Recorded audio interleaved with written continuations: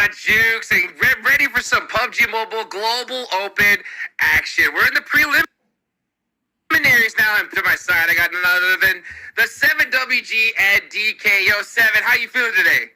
I'm feeling great, man. I'm excited, especially after what happened Saturday. I can't wait to see the response from Team Falcons. Sorry, I just had to get that out of my system. Oh, dude, DK, you were there with me, brother. How you feeling? I mean, dude, like, if Saturday is anything to go on, we are in for an absolute show moving into today's action.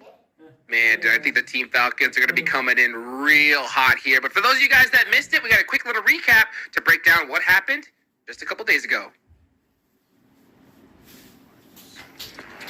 While the allure of dominating moments and swift clutches often steals the spotlight, the true champions at the table had once again emphasized that in this battle of survival, consistency always reigns supreme, even in a rapid-fire series of 6 matches.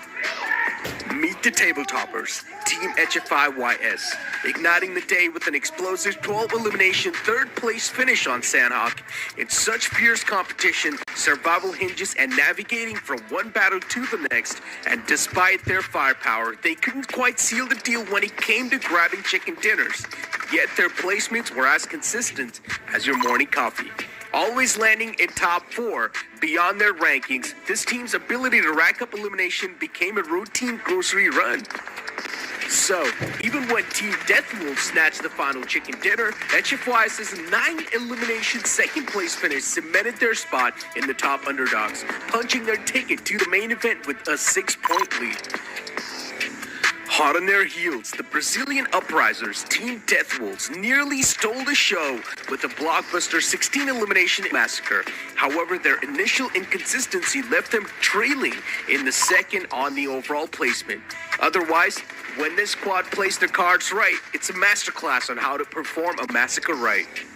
High expectations accompany the Mongolian Falcon squad, comprising former stalwart members, also known as the Conquerors of Central Asia, and they delivered from the outset. The new Falcons scripted the demise of their rivals with a flawless zone control.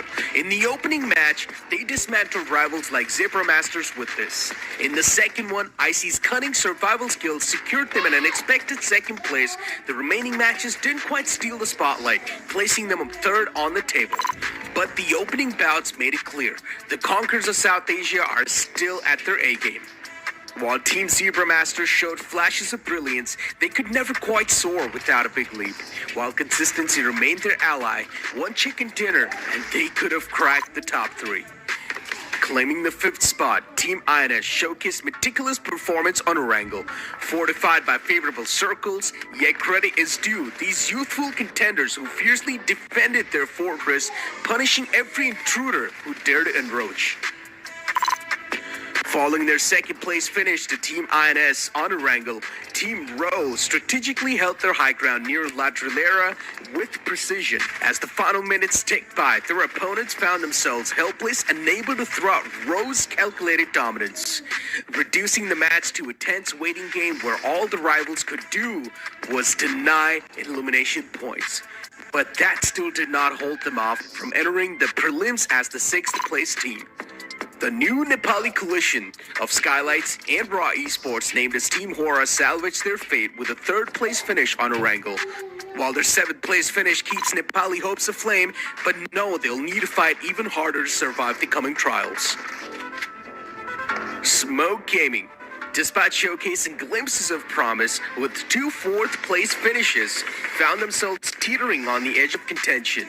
While their performance hinted at potential breakthroughs, they ultimately fell short of making a lasting impact on the leaderboard.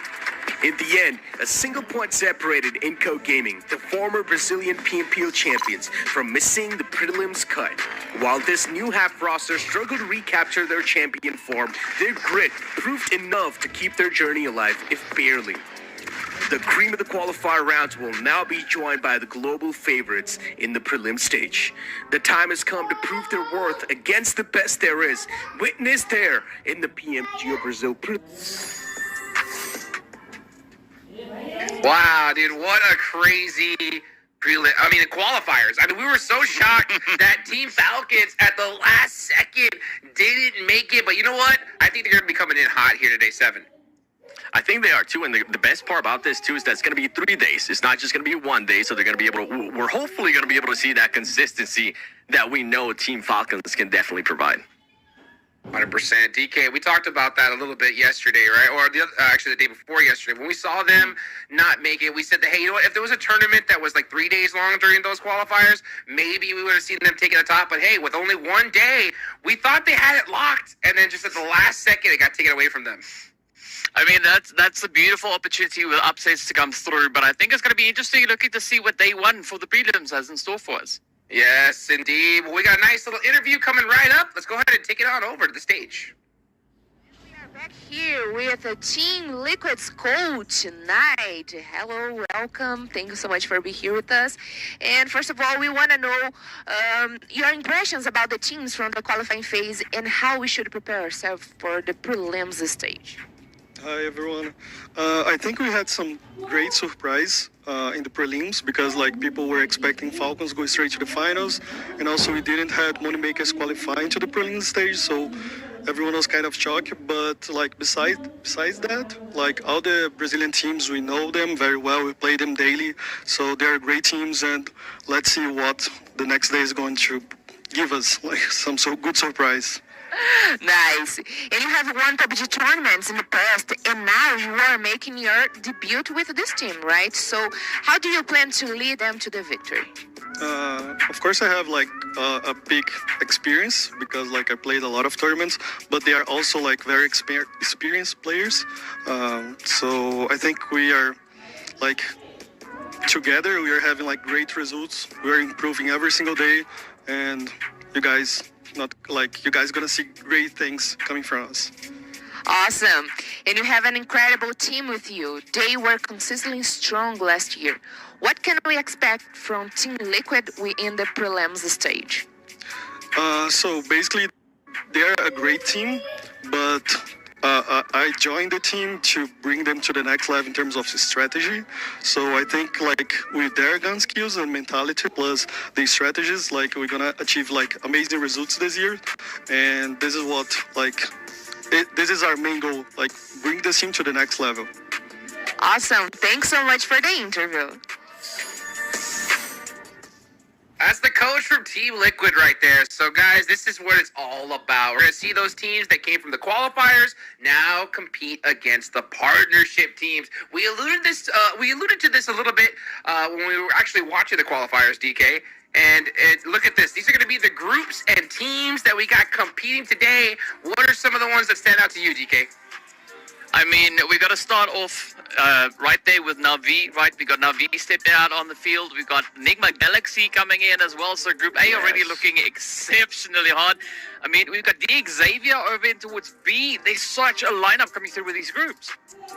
They are, and then you have Nextria as well, which is, I mean, that's a team that I'm actually intrigued to see how they're going to be performing here. But you know what, with this roster, I want to talk about a little bit about Inco Gaming. That team was barely able to make it to the prelims.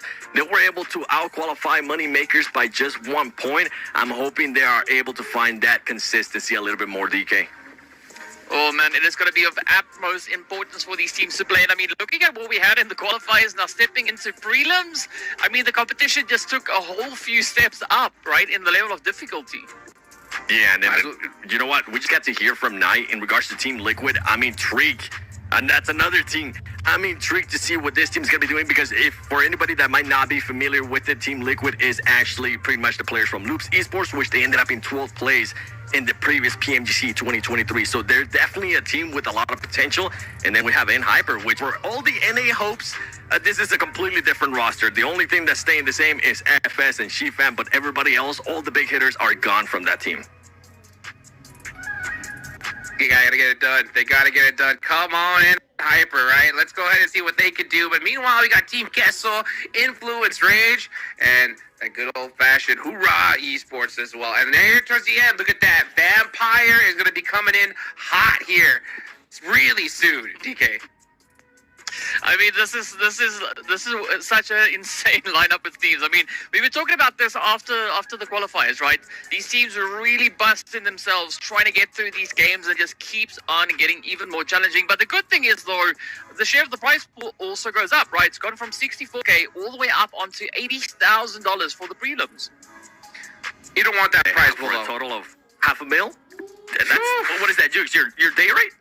Yeah, I wish. I'll tell you what, though, that $80,000 prize pool is going to get split, but it's going to get split amongst those teams that don't make it. You know what I'm saying? So you want to definitely punch your ticket on over to that main stage, because that's where the big money is right here. This is how you're going to get it. The good old-fashioned point structure. We got, 10 points for a chicken dinner, but those elimination points are just going to be so important here, 7. Yeah, that's the big one, especially since we're seeing this new format. The elimination points, you've seen a lot more teams, especially from last year, focus more on it, make sure they're a little bit fragger heavy, and I think that's going to come out in play here again once we get the prelims started. Yeah, 100% here. And this is going to be the schedule that we're going to see today. We're going to start off in the jungle once again, DK. I wonder if, obviously we saw a lot of these teams, they had to be doing their homework during the qualifiers, right? And I wonder if they're going to mix up some strategies, with this particular kind of format. Well, Jukes, I definitely hope that there's some kind of insane play that we are going to be seeing. But, 7, right? We've been looking at a lineup like this all the way back into the qualifiers, and now bring it into the prelims. I think there's so much that's going to be happening, especially just in map number 1. Oh, for sure. And something that we got to keep in mind, too, is keep in mind which groups are going to be playing today. It's only going to be Group A and Group B. Group C is going to get a chance to sit out, kind of watch how these teams are going to be playing. And then tomorrow is going to actually be Group B versus Group C. So for Group A, for any teams, I don't want to put this out there, but I gotta say it. If any teams do start having a rough day, at least they're gonna get a bit of a break. But if some teams maybe do get into a very hot momentum and train, they might not be able to carry until tomorrow, since Group A is gonna be sitting out.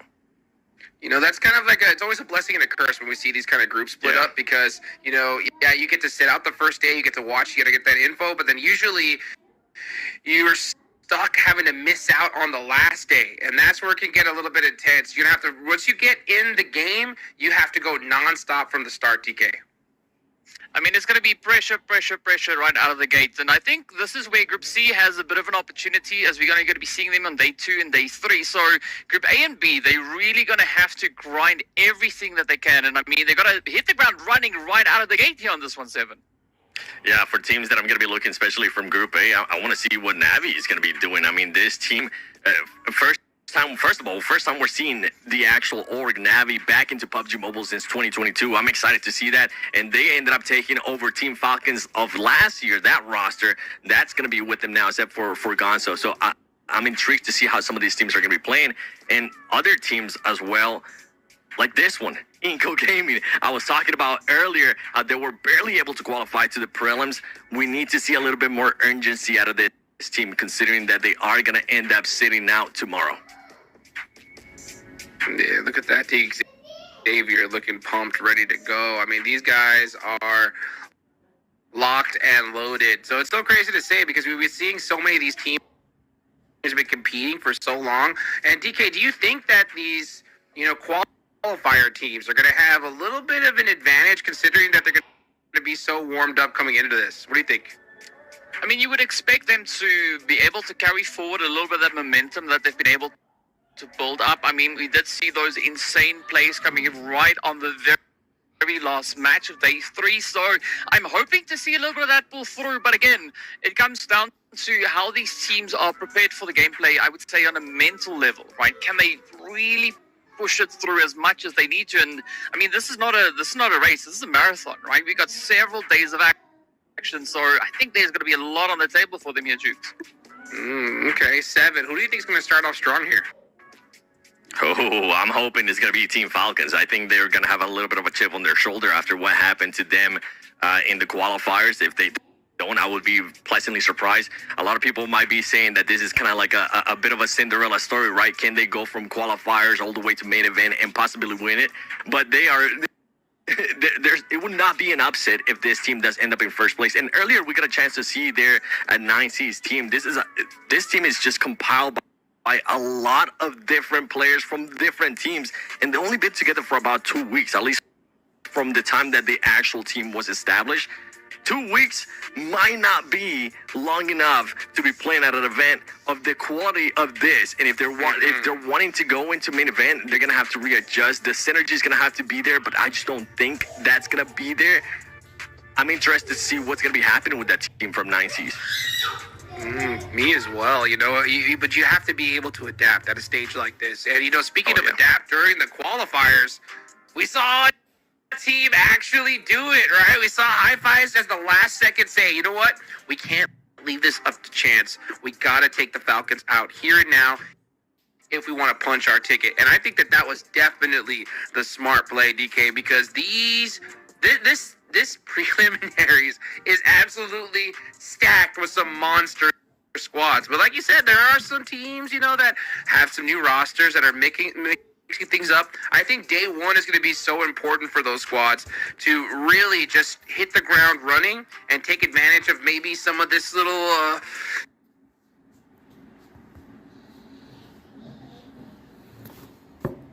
Game number.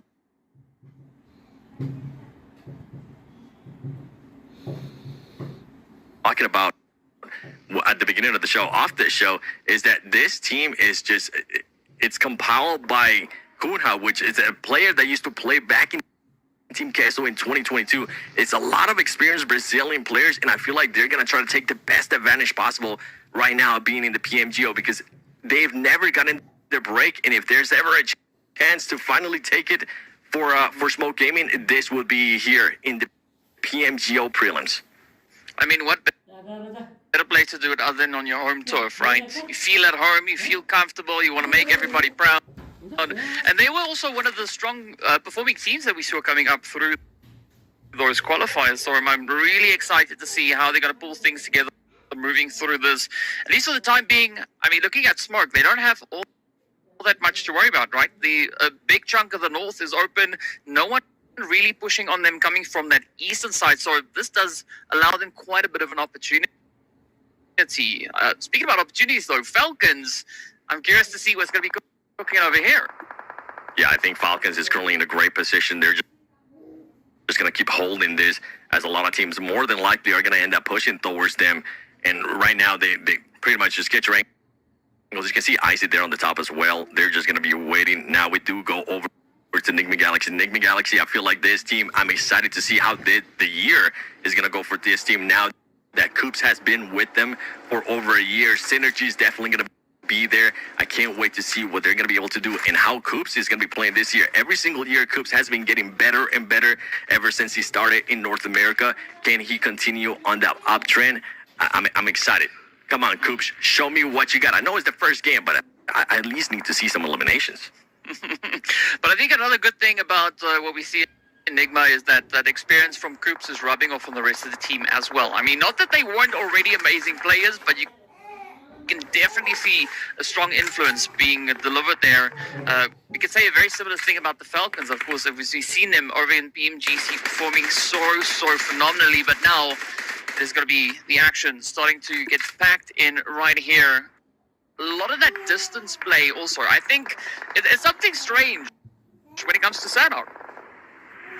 Yeah, and we're looking at next Ria here being able to take some shots onto ROW. And I wonder if they're going to actually commit to this fight, considering that CM is very close to them. They need to be careful with that. The circle has closed in. You were wondering what Inco Gaming was going to be doing. I don't even know what Inco Gaming is currently doing. I think they're going to end up going for a very south rotation. So we'll have to wait and see if that team's going to be able to find a good spot. And now we go over to Team Falcons. Team Falcons being able to rotate very quickly, find themselves in a much better position after that circle close. Well, position is going to be key. Enigma also not just creeping up on Zora. We still got a little bit of action up in towards that northwestern side. And Insanity also one of the teams that are yet to make a play, as they are currently holding quite comfortably up in towards Paradise. But I don't think for the first match you want to take a little bit of a backseat approach, right? You want to try and pick up that momentum and maybe even just bulldoze your way into a potential chicken. Yeah, I think it's definitely a time to kind of test out how some of the teams are going to be reacting. I mean, with how many hot drops we saw, it's just them testing each other out. Okay, if I do this, how are you going to be reacting? How well are you guys at defending a certain compound? We were mentioning a lot of these teams is maybe the first time that they're actually facing each other, so they're just trying to get that a little bit of intel before we go into the 3 air angles. This is the perfect time to do it here in the Sandhawk and hopefully take advantage of the madness of Sandhawk. Well, let's see how this one plays out. Falcons doing a little bit of the scouting mission here, just trying to get a good lay of the land. We can hear the shots now starting to pop off. So someone's getting busy with something, right? And hopefully that something is going to evolve into a little bit of carnage. And are also, just standing the ground. Everybody, it seems like they've gone for the play of, you know what, we're waiting to see where this next zone's going to be taking us. Yeah, you can see Smoke Gaming just being on top of that sniper tower, waiting to see who's going to be rotating, relaying that information to his team. And right now, I think everybody's just going to slow it down. You can see all the teams on the right-hand side that are alive. Most of them have their 4 players up. Just make sure you get your positions right. Make sure you get ready in case you do have to make a rotation and gather that information. If you do end up having to make the rotation, where does the team that's currently on the compound, if you do have to push it, where they're currently located? Inco Gaming, we were talking about earlier, we're talking about what we're going to be doing. This is the only team, if I'm not mistaken, besides Hyper, that is still in the blue zone, trying to make it into the actual circle. Yeah, it's going to be a little bit of a bumpy ride. Fortunately, we're still in the early stages, so the big bad blue zone is not going to be doing all that much damage to the teams just yet. But I like the fact that Koops and Raouf here from Nigma, they've been able to find a decent spot coming in from that southern side. And of course, now it's going to be 9Z also trying to get themselves positioned. And I'm expecting the heat as well. As we say it, it's going to be IW NRX getting right down to business. Yeah, next. Truya not being able to connect on those extra shots there to be able to knock the players from 9Cs. And 9Cs honestly got away with it there. That was a risky push, but he ends up working out for them. And they now have 2 players at least within the compound, safe and secure. This is what I want to see out of Enigma Galaxy. Just taking advantage of a compound, overlooking everything. You can see Koops is going to be looking all over the place. He's got them chameleon eyes. They're going to be looking a completely different way on their own. And now it comes down to, if they do find it, can they actually get that elimination? Not only get the knock, because getting the knock is nice, right? You're kind of padding your stats in regards to damage. But at this point, you want to be able to start getting those eliminations, considering that they're on, for some of these teams that are in Group A, they're going to be sitting out tomorrow. And they're pretty much, their main event hopes are going to come down to the last day.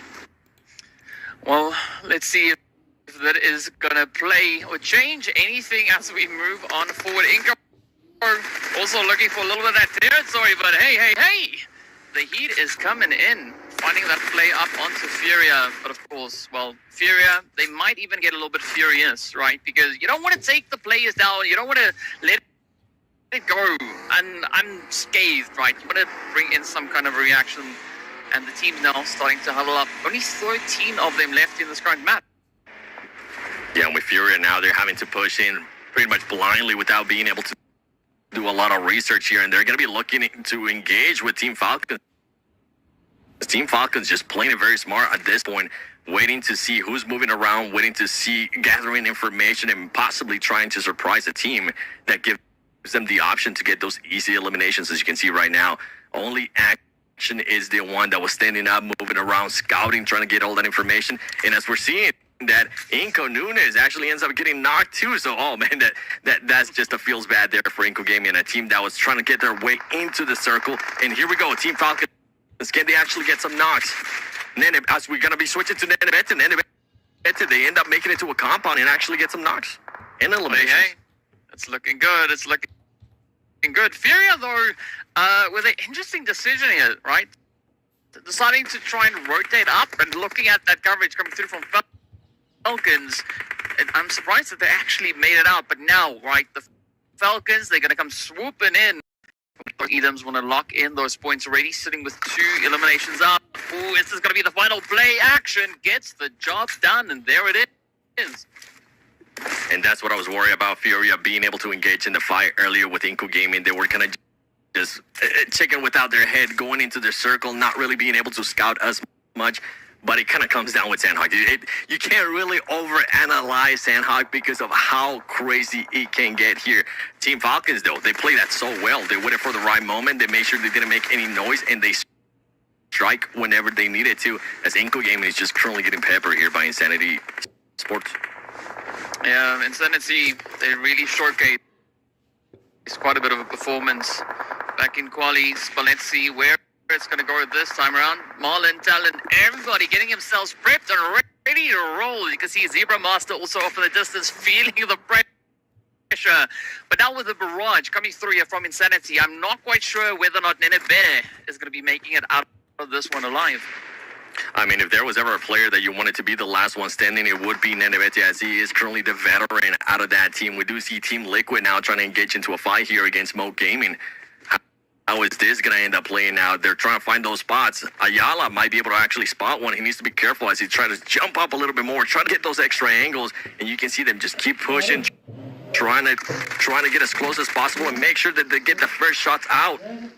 Gunhad, though, currently getting away with it. He's wanting to get close as he does have that DBS. Ayala needs to be careful. He's currently just cooking a grenade. He needs to take out his gun and start fighting. Oh, he gets lucky as Sheep's able to get that off angle for him. Chief staying in charge, just backing the punches. But this is the way Team Liquid now really needs to get themselves patched up, because there's a long play to go, and they still have quite a way up into the rest of Zone Myth. Now keeping a nice little bit of a weight position here. Is going to be rotating up and just surfing that blue. But let's see whether or not they can do what they need to. No, instead it is going to be Zebra Master across the way, just stopping them in the tracks. Zebra Master said, okay, you're going to try to engage into that fight. You know what? Let me pop up this 4-time scope and see if I can actually hit those shots. They were able to do just that, and they were able to fully just throw out that player from Smokes. Insanity Sports, they are currently taking some shots as well. As you see, N-Hyper now finally getting into the mix here. N-Hyper, this is going to be the first time that we're seeing this team. A lot of roster changes have been made. How are they going to be playing together here after possibly not being together for that long? Ooh. Well, I can tell you one thing, that nade looked pretty dang good. Now it's going to be N-Hyper looking to just assert themselves as they make their entry up in towards the northern portion of the zone. A nice little shift over towards the west. Groups now and the rest of Enigma Galaxy, they can be smiling plenty, but up comes N-Hyper now looking for that opening, that opportunity. They want to see if they can lock in any additional points, but also still a bit of congestion over down towards that southern side of the zone.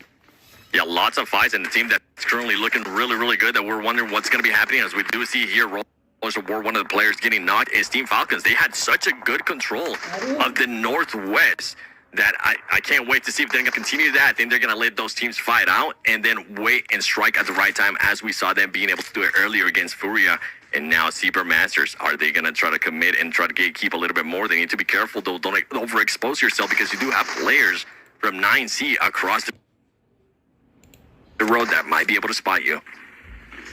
Yeah, that could be quite a bit of a threat just looming in the shadows here, but it's going to be a Wheels of War trying to get themselves moving forward. But I love the suppressive angle being held here by the Zebra Masters, right? This is such a great play to make, but can they defend it as they should? Now, it is going to be a Wheels of War down to potential 2-piece. See those Elims just ticking away one after the other. Nate is out, Nate is loose, doesn't find anything. But Golgard now going to try and rush up the hillside. You want to make the noise as we do say goodbye. And now Donka is going to be the last hope. It is going to be the last hope. And then for Zebra Masters here, they kind of got away with it a little bit too, because that was a team that was just getting pushed back more and more. I'm glad that they decided not to engage very early on, but by them being able to get pushed back more and not engaging into that fight, now they still have all their 4 players alive, which at this moment, it's great to have. Big brain strats. Speaking about which, though, it is going to be N-Hyper now just focusing all their efforts down onto Insanity, already finding 2 of the players left. And now Talent, right, having all the pressure riding on their shoulders, but and Hyper looking absolutely phenomenal here, just trying to bring in such a dominating presence up in the north. Yeah, and Hyper currently having to fight their way in, and they're able to make it. They had 2 eliminations as well, but now they're currently found in a very particular position. I hope they got those extra smokes because they are going to be seen by everybody here as they try to move down this little hill. Oh, not a lot of work, not a lot of room rather to work with as we do say goodbye to Team Liquid, down to 1 they were all the way out in the blue. But now Falcons, well, they're prepping themselves for a little bit of that play as they did get ahead over into the side of Nigma Galaxy. Xavier also still having quite a bit of ground, right? I mean, they kind of teetering on the edge of that zone, but looking at what they're kind of facing here, I understand what they're trying to do, but now top, oh, that one is going to sting quite a bit. Top gear and a little bit carried away there. He thought that he was going to be free to make that rotation. Little did he know Day Savior was ready for them, and now they're going to start getting shot more and more encouraging. I know Maxman is going to be happy seeing this player currently taking the shots and hopefully trying to get that extra confirmed elimination. I mean, so much heat, but fortunately for the Falcons, that is only half of the squad. We still got Icy in action, very securely positioned up in the zone. Quick lead, I'm coming through here from Marlon, but now N Hyper actually getting beat by so many angles, and with that